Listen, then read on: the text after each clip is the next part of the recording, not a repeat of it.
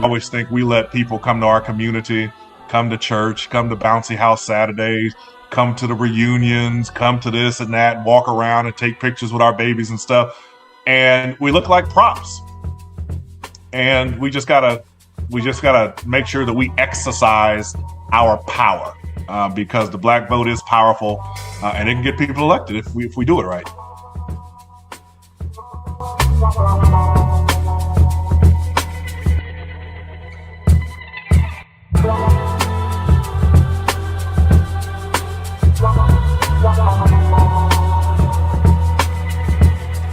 All right, y'all. Welcome back. Welcome back. Welcome back, man. As you can see from the title, as I told you in the intro, I got a good one for you today. I got a great one for you. I got Representative Sean Shaw with me today. Representative Shaw, if you want, I like to let my guests introduce themselves a little bit, give them straight out their mouths. So if you want to give a little introduction of yourself, Yeah, sure. First, call me Sean. Don't Sean, call I me got you. Representative Shaw. That's all good. I got you. I was born in Jacksonville, Florida, and I moved to Tallahassee when I was maybe 3 or 4 years old because my dad was got appointed to the Florida Supreme Court, and so that is why I grew up in Tallahassee. And as we were talking off air, I went to Leon High School, graduated in 1996. And then I went to Princeton University for college and pledged Omega Psi Phi my junior year in college. Graduated in 2000, and then I went right to law school at the University of Florida in Gainesville and graduated in 2003. And then I went and started practicing law in Tallahassee at a major law firm. And then I went to a medium sized law firm. And then in 2008, I believe, I was appointed to be the insurance consumer advocate of the state of Florida by Alex Sink at the time. She was the CFO, and it was a job that I think we'll talk about in a little bit. But I got that job. And then when she ran for governor in 2010, I decided to go kind of travel with her as she went around the state running for governor. And that's probably the job that gave me more of a kind of introduction and education into politics than any job I had ever had to that date. I essentially, everywhere she went, I went. Every meeting she was at, I was at. So we traveled together and it was amazing. She's one of my mentors and we talk a lot to this day because I live in Tampa now, as does she. So we see each other on a regular basis. But after that job, I moved to Tampa and I became a trial lawyer that sued insurance companies. And then I got elected to the Florida House of Representatives in 2016, and then in 2018 I ran for Attorney General, and now I am a retiring or a retired politician that does a lot of fishing, but I still do a lot of stuff in and around politics. I'm on a lot of boards and organizations for Democratic stuff here in Florida, and so I still do a lot of politics. But that's kind of my short bio there. Yeah. So now you went to Princeton. That's Ivy League, correct? Yep.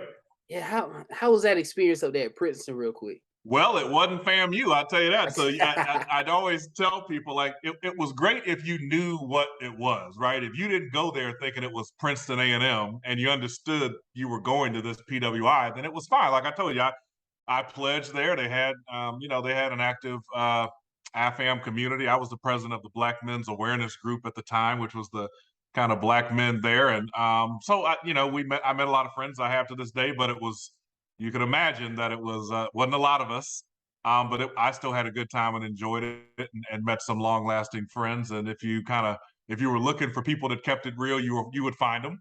And if you were looking for people that didn't keep it real, you would find them too. So it was all good. Yes, sir. And you mentioned your father. Now your father, man, doing the research, and I came across your father, and I told my mom that I was interviewing. She was like, "Yeah, I remember. I remember him. I remember him. Yeah. But I can't just explain the experience. Just growing. That's a unique experience.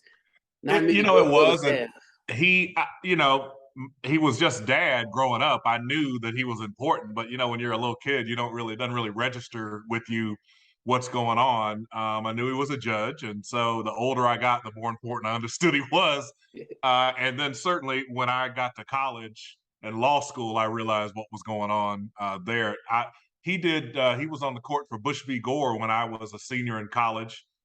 And then he retired from the bench in 2003, my last year in law school. So I'm glad that he was on the court throughout my time in law school. I mean, it was you kind of just you don't know it because you're in it. You're going fishing. He's your dad. He's beating you in chess, and y'all are playing basketball. You're going to sports events, and He was just dad. It's really, the older you get, people say this, the more you realize the lessons that were being taught. And it's fascinating to me in my life now how much his teachings affect my life to this day, and how it has determined what I do, how I do it, the things I'm involved in, and the things I say publicly, and the opinions that I have are all largely impacted by him. And he passed in 2015, and so he unfortunately was unable to see me win my election to the Florida House, and he didn't see the Attorney General stuff, but he knew it was coming because I'd always had an interest in politics. And so it's fascinating how much he had an impact and still has an impact on my life to this day. So you can say his determination throughout his career kept you and keeps your head strong throughout your career. Well, I'll tell you, my dad was kind of like, I've heard him called the Thurgood Marshall of Florida. Hmm. He was a civil rights lawyer in Jacksonville. He was the NAACP president in Jacksonville. He was the first Black lawyer admitted to the bar in Jacksonville. He's the first Black assistant prosecutor, the first Black assistant public defender, the first Black everything in terms of law in Jacksonville. And then he went on to become the first Black Chief Justice of the Florida Supreme Court. So he was a civil rights legend before getting on the bench. And so he was a man of the people. I mean, he was doing this because he believed in his people, believed in the struggle, understood all of that. And that is what the biggest, and public service was something that he instilled in me. And so that is certainly one of the reasons that I know I became a lawyer. And it's one of the reasons I got into politics, to try to do well for others. And he never let me listen. I grew up, and I won't apologize for it because he worked hard for it. I grew up pretty privileged. And I recognize that because he didn't let me forget that I grew up privileged. He was very good at reminding me that I grew up a lot better than a lot of people. I grew up a lot better than he did. And he didn't have the opportunity to go to Princeton. He didn't have the opportunity to go to Florida. He was Black. Those schools were not available to him. He went to West Virginia State for undergrad and Howard Law School. That's where he could go. And so I understood the privilege that I grew up with, and what I wanted to do with it was to use it for those that needed it. And that was always instilled in me. Even when you don't know things are being instilled in you, that's what's being instilled in you. So when I got into politics and got elected, and I would be talking and giving speeches, I realized, man, I'm channeling my father up here and don't even realize it. The night I won the primary for Attorney General, it's funny. I mean, I knew I was I thought people had told me you'll be the first Black nominee, but I hadn't really thought about it because Hmm. you're too busy running the race. And when I won the primary, a reporter came up to me and said, you're the first Black nominee for Attorney General in the history of the state of Florida. What does that mean to you? And it was really, I didn't have anything to say because I hadn't really thought about it until then. And of course, first person I thought about was my father at the time. So, these lessons you learn and the impact they have, it's amazing how when you get older, you realize what's been going on the whole time. Yes, sir. Yes, sir. I'm on 31 and I'm seeing that now too. My granddad Hmm. was a preacher down there in Alachua, and I'm learning, remembering everything he taught me, man. And it's like, man, oh man, like my Now grandma you're said, old enough to actually put it into motion. Yep. yeah, like my grandma say, keep saying good morning. Keep saying good morning. You'll Yep. you'll realize, you'll find out. Now, what's an insurance consumer advocate? What's that job entail?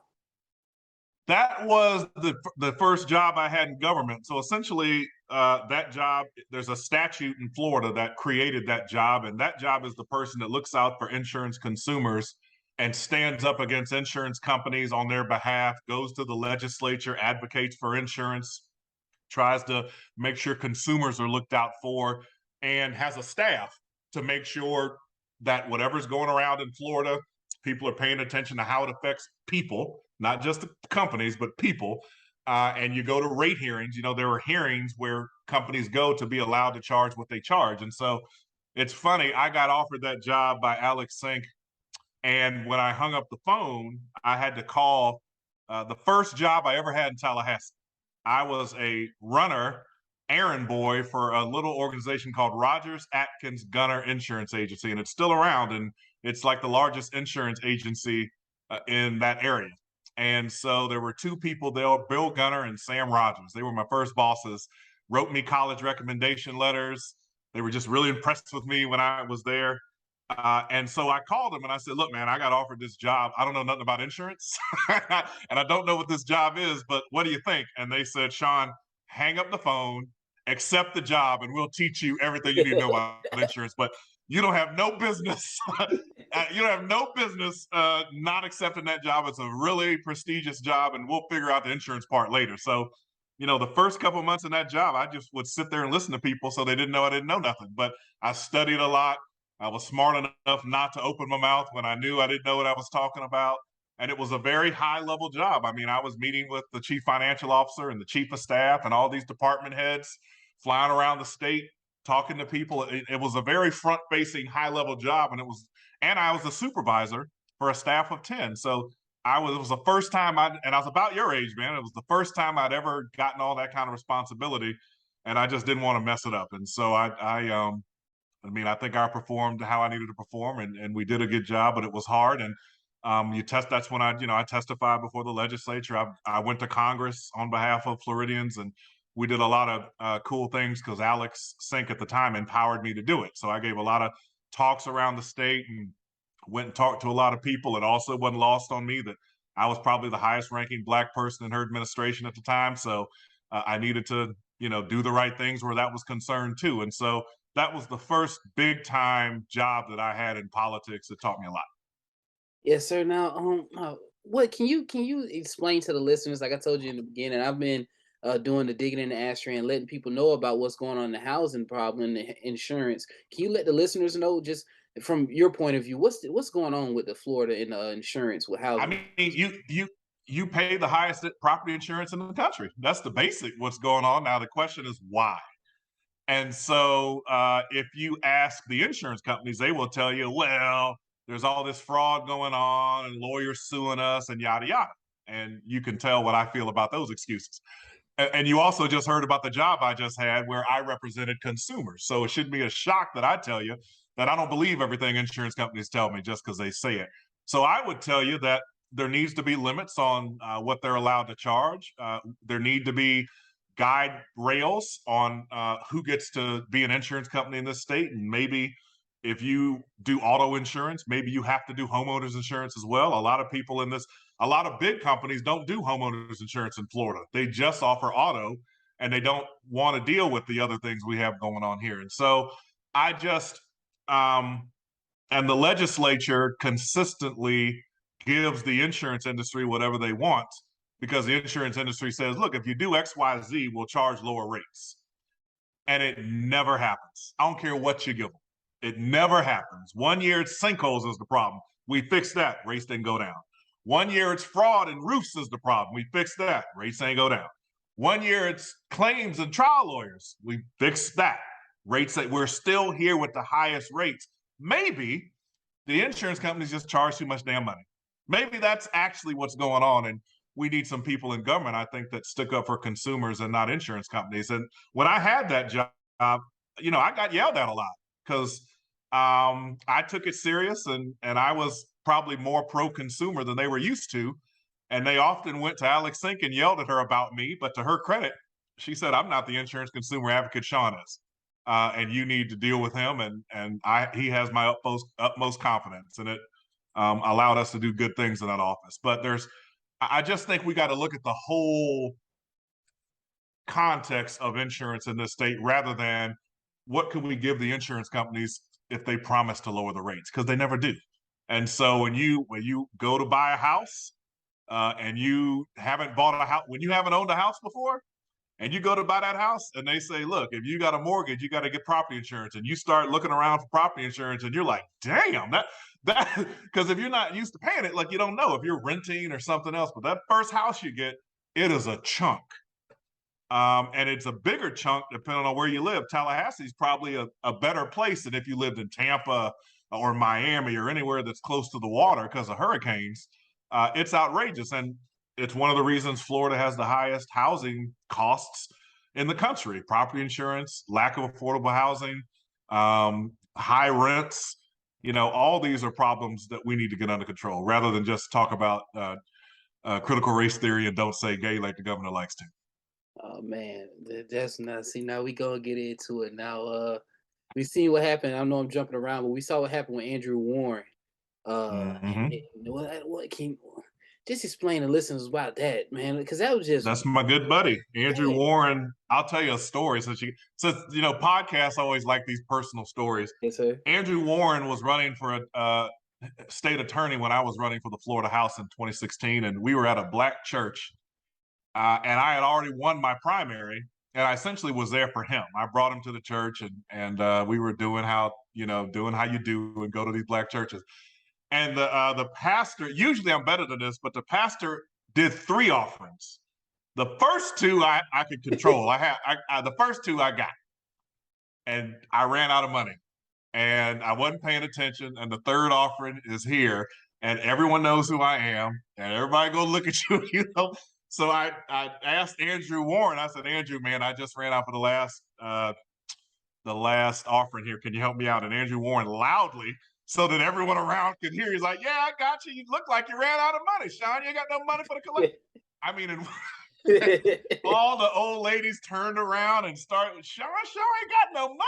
And it turned into this hilarious joke. And I tell Andrew every time I see him, I'll never take you to a black church again as long as I live. But he's a great friend. He's also a great state attorney. That's a tough job. State attorney's job is to lock people up. And Andrew, I tell him this all the time, he's doing a good job at a job that's very hard, particularly as it relates to the black community. And so he's got to figure out progressive ways to deal with crime and the interactions of his office and the community, particularly black people. He's got to have the right balance between law enforcement and all this stuff. And let me just say, crime in Tampa is low. Crime is not high. So that's number one. And number two, Andrew signed a bunch of pledges where he said things he might or might not do if they were presented to him. He signed a pledge, I think, agreeing to progressive policies around sentencing. I think he signed a pledge about transgender things like that. And then what really got him in trouble with the governor is he said that he would not prosecute people for going against the 15-week abortion ban that the legislature just passed. Let me explain all of those. Mm-hmm. The abortion ban was deemed unconstitutional. Okay. A judge deemed that unconstitutional. Andrew is well within his rights to say, I'm not going to enforce a law that's been deemed unconstitutional. The other things are pledges. You cannot fire someone who's been elected state attorney in a jurisdiction because they signed pledges. Now, if you find a case where Andrew didn't do something because he is too progressive in your eyes and he should have done something that the law said he should have done, we'll talk. No such example was ever provided. It was just pledges, and all the law enforcement got on stage with the governor and said that Andrew was bad and he was terrible and you couldn't go eat because it was so dangerous. Man, this is Tampa. Come on, man. This is Tampa is fine. There is no crime problem. In fact, the former chief of police is our mayor, and even she said the crime was not a problem in Tampa. So the governor came here and suspended Andrew Warren, who was the duly elected state attorney here, and we're fighting it. And so he installed someone. The minute that lady got installed, she sent a memo around that said, I hereby, effective immediately, undo all of Andrew Warren's stuff.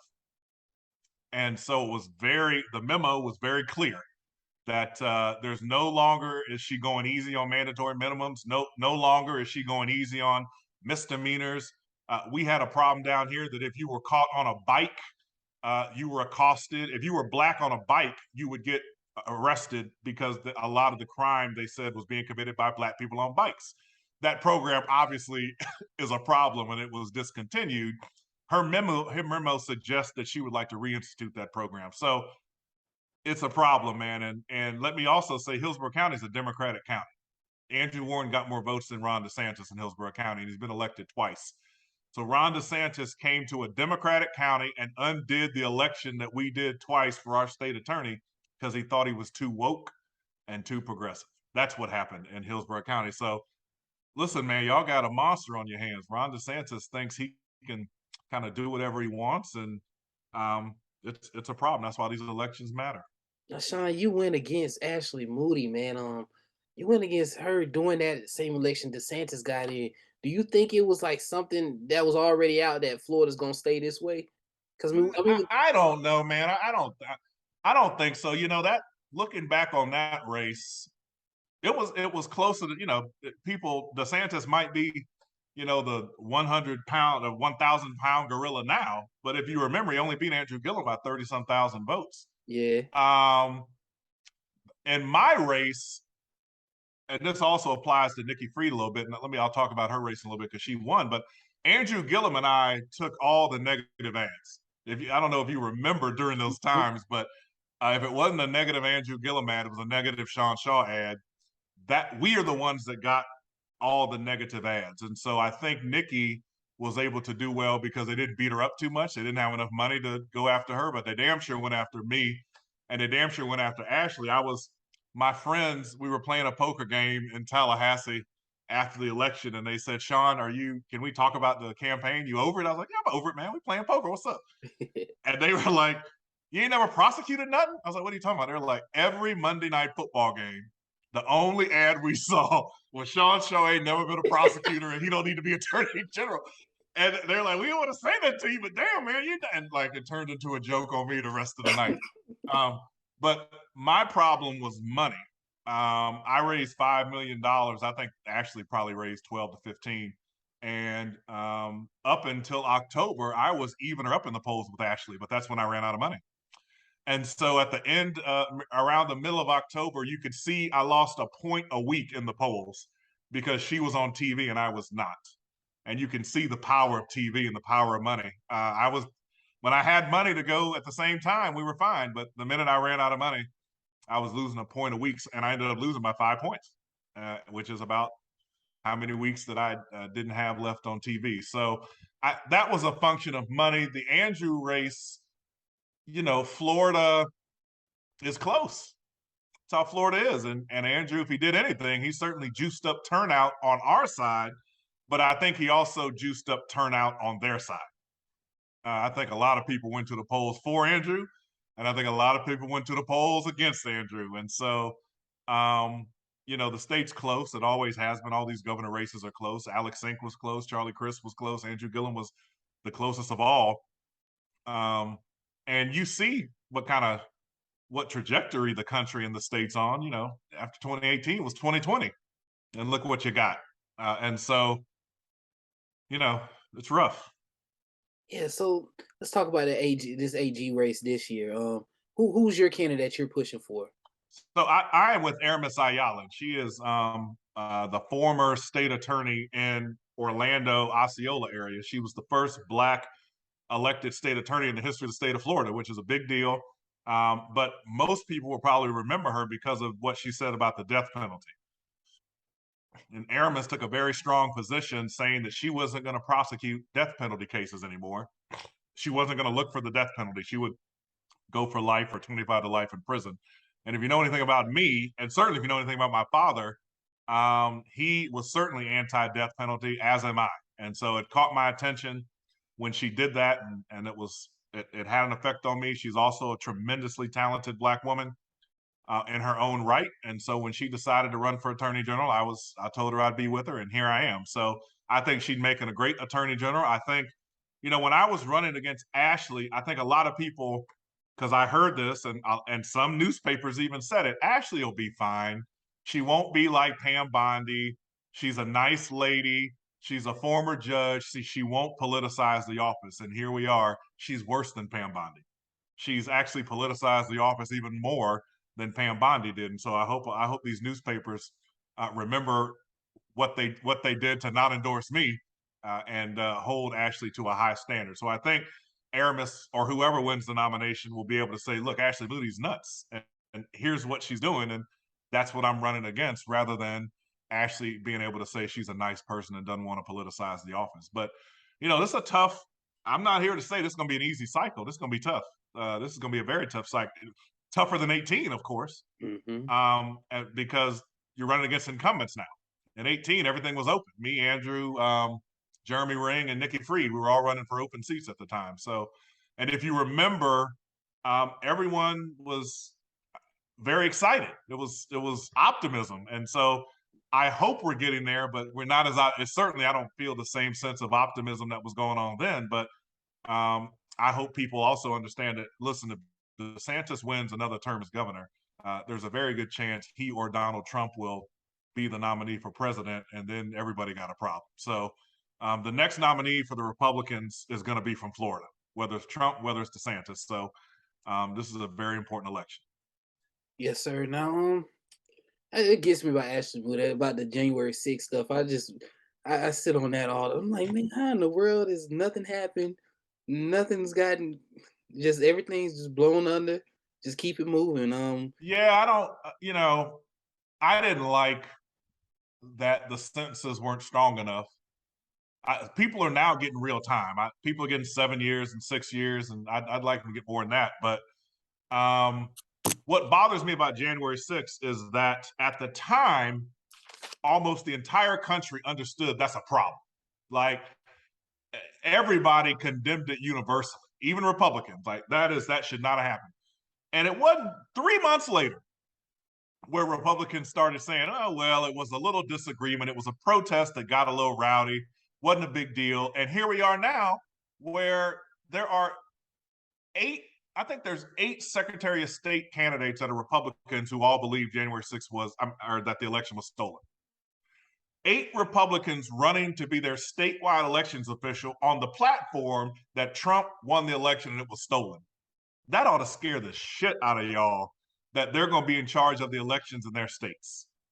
And there's a lot of Republican governors candidates and congressional candidates whose platform is Trump really won the election.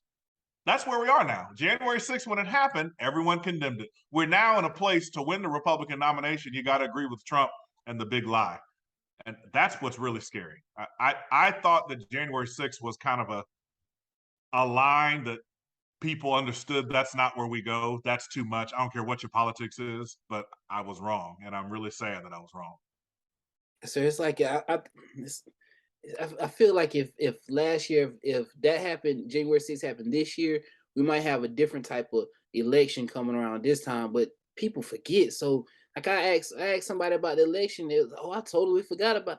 Like, man, how are we forgetting about what's going on in our world? We so we're worried about what's going on otherwhere, man. I also think, on my side, Democrats, you got to inspire and cajole and force and incentivize us to go to the polls. Republicans do it every time, and they vote in higher numbers on a usual basis, unless Barack Obama's on the unless there's someone that Democrats just are totally inspired by, Andrew Gillum.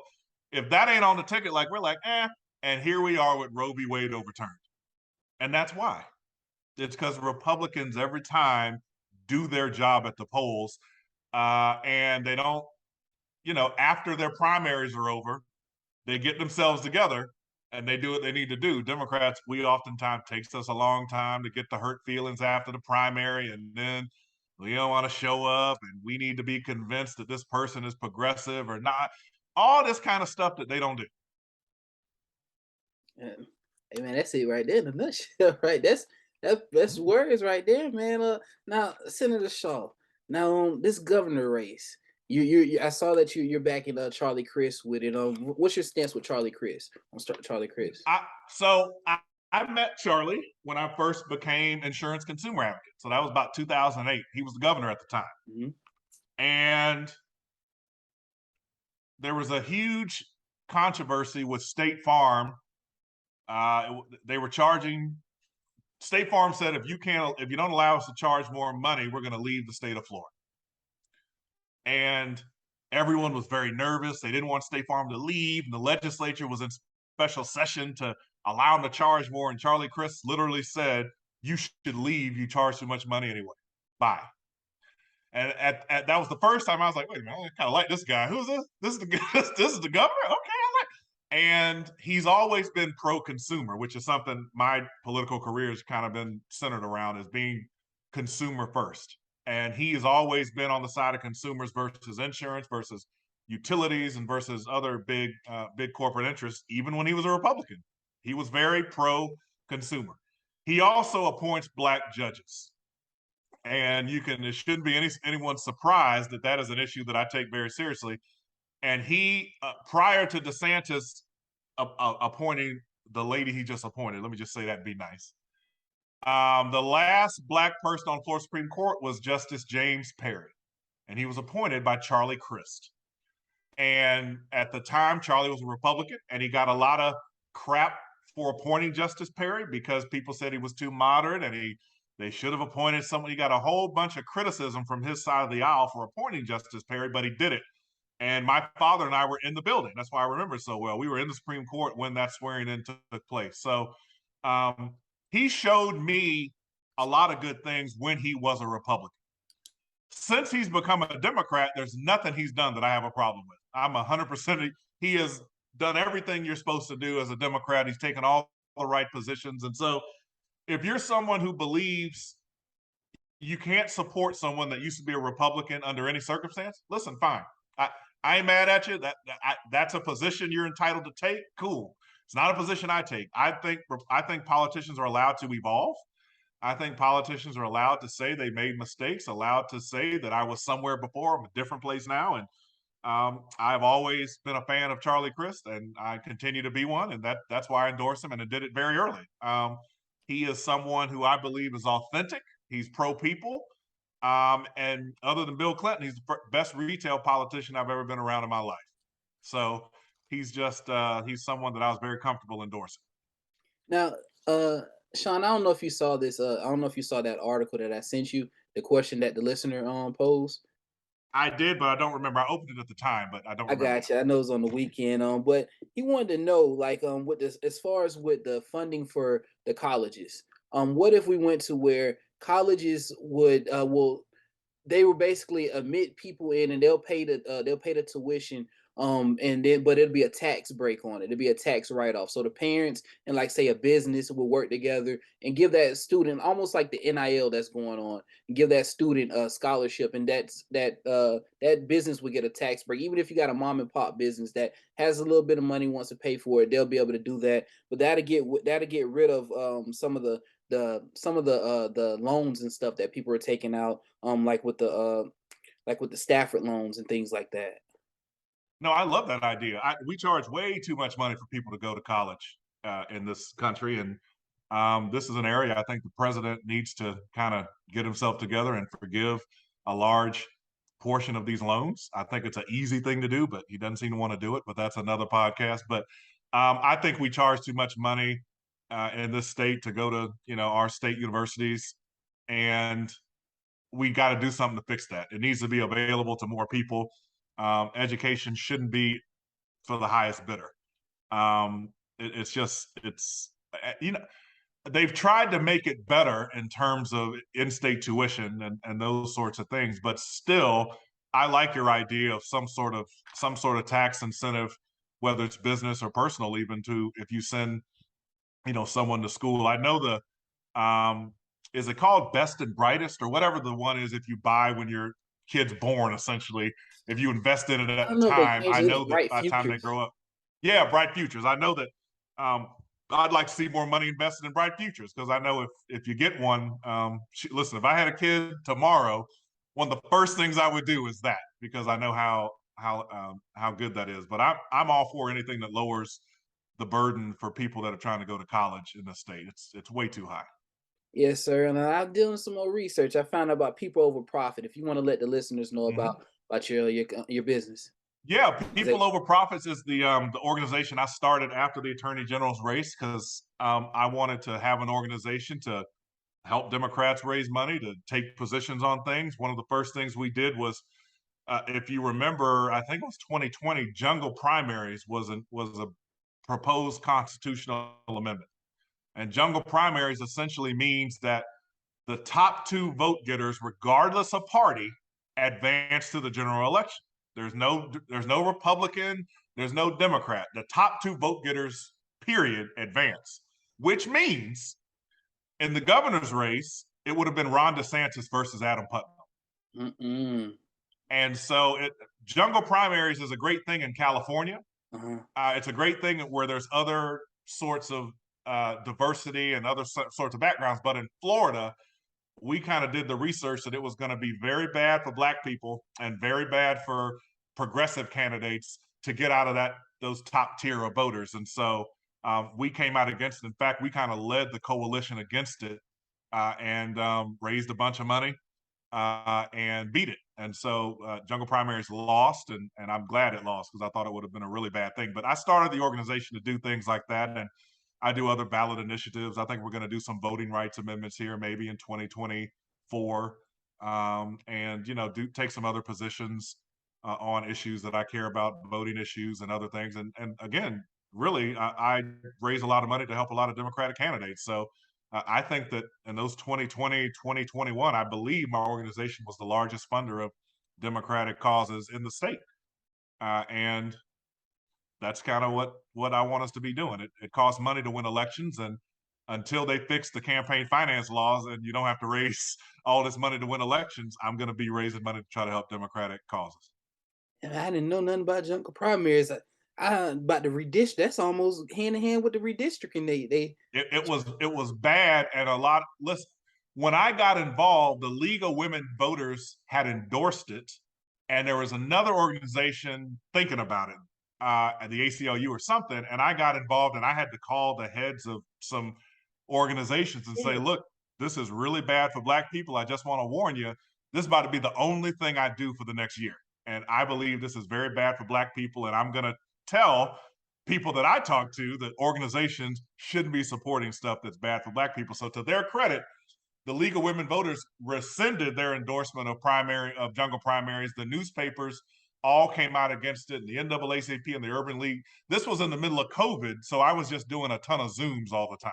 Everything was Zoom. So I was able to kind of mount a statewide campaign because everyone was meeting by Zoom.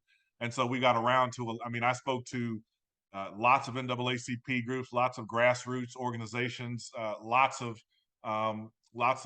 chamber people. A lot of people weren't, just like you, weren't aware of it. And on first blush, they were like, "Well, they do it in California." That a lot of Democrats were like, "Well, if they do it in California, it's got to be good."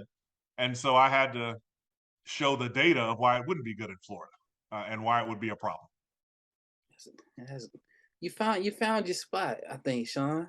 You found your Well, spot. I You're doing a we great. listen. You don't have to be in office to do stuff. I tell whenever people come up to me and they ask for advice on running for office or this, and I ask them why they want to be in office, and sometimes you can tell when they just think you got to be in office to lead, and you don't. There's lots of ways for you to give back and do things in your area without being in office. And quite frankly, listen, I've been in office, and maybe I want to go back, maybe I don't, but you got to keep wanting to do good, and that's all we can do it during these times.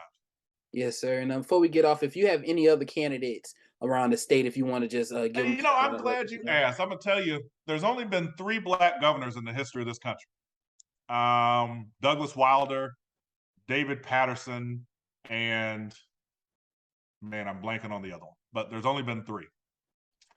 We have an opportunity to have two, I think, this cycle. One is Stacey Abrams.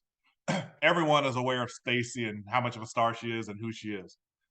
The one that a lot of people don't know is a guy named Wes Moore. And Wes Moore just won the Democratic nomination for governor in Maryland. And Wes Moore is about as impressive as a brother you'll ever see in your life. He's a Rhodes Scholar, the head of a huge nonprofit, someone who's come from the bottom up, was super smart and went into activism in their community. That sounds a lot like someone else I know. But Wes Moore is a really impressive guy. I think it's WESmore.com. Go check him out. He's running for governor in Maryland. And between him and Stacey, I think we have a very good job to add two more Black governors here this cycle. Yes, sir. I think it's one in Arkansas too. I'm trying to think. That's running against. She was the speaker for Trump in the House. Oh yeah, it is crazy people running in Arizona. I know in other places in Georgia. Some of these congressional candidates, even here in Tampa, are Chris crazy. Jones is his name. Chris Jones out of Arkansas. Yes, I do know that guy. Yes, yes. And there's another one. There's another really impressive guy in Louisiana. I think he's running for the U.S. Senate. Chambers, last name Chambers. Yes, yeah, Yes, yeah. sir. Yes, sir. But Wes Westmore, I bring him up because he ran that primary and beat some bigger names than he was because he's kind of caught fire here, and I think he's got a really good shot, as does Stacey Abrams. So those are places you can go outside of Florida. But listen, we got folks, we got Aramis Ayala running for Attorney General here in Florida, and we got people running for state Senate and Congress and state House, and I'm sure local offices, school. I will say this before we get off.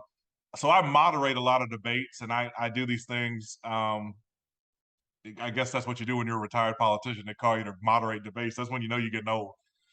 But the crazy people are all running for school board. It used to be that the crazy people were running for the state House and the state Senate. I have never heard crazier people in my life than these candidates that are running for school board, because they're all these crazy moms for liberty, weird groups that want to burn all these books, and they think everyone's getting groomed and all this crazy stuff.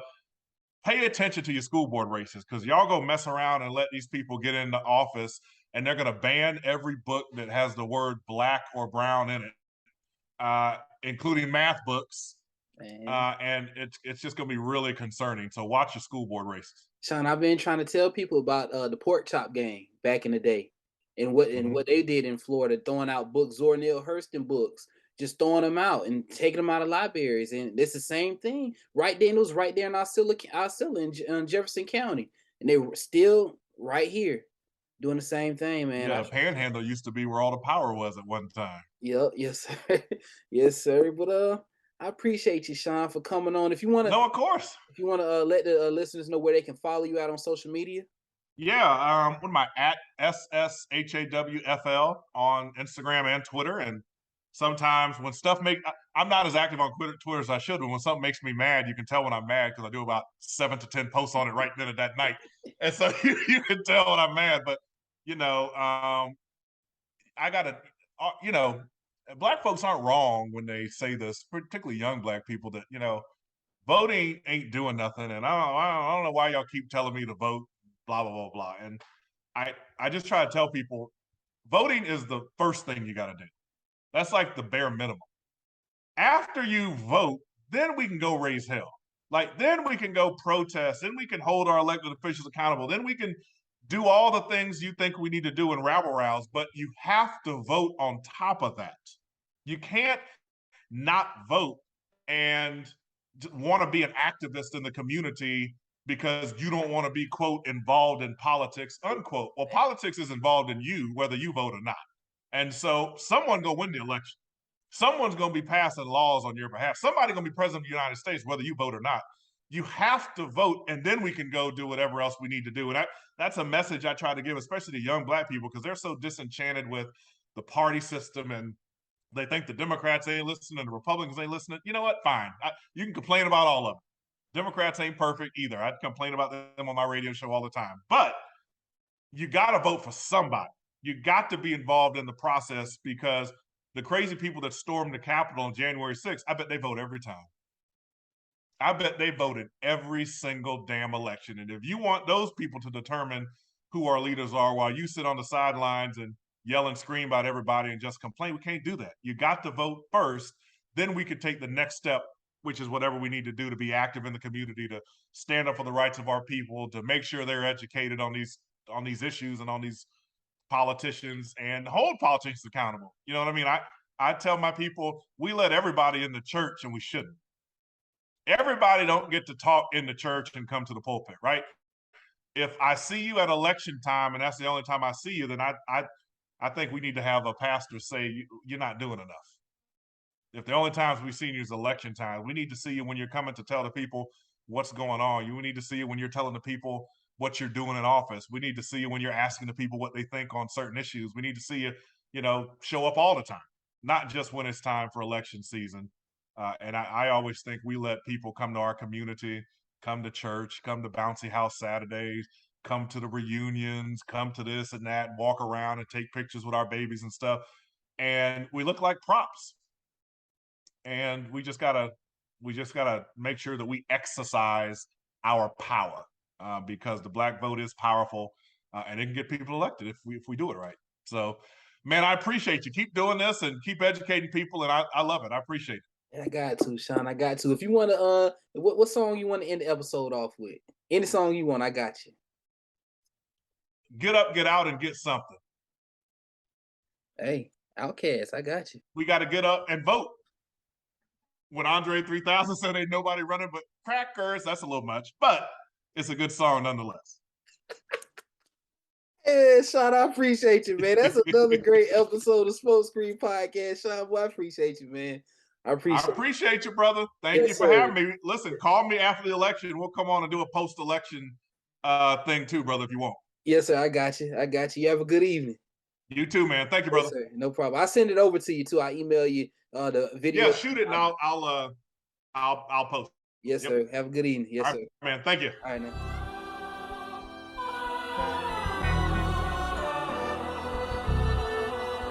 I always think we let people come to our community, come to church, come to Bouncy House Saturdays, come to the reunions, come to this and that, walk around and take pictures with our babies and stuff. And we look like props. And we just gotta make sure that we exercise our power because the black vote is powerful and it can get people elected if we do it right.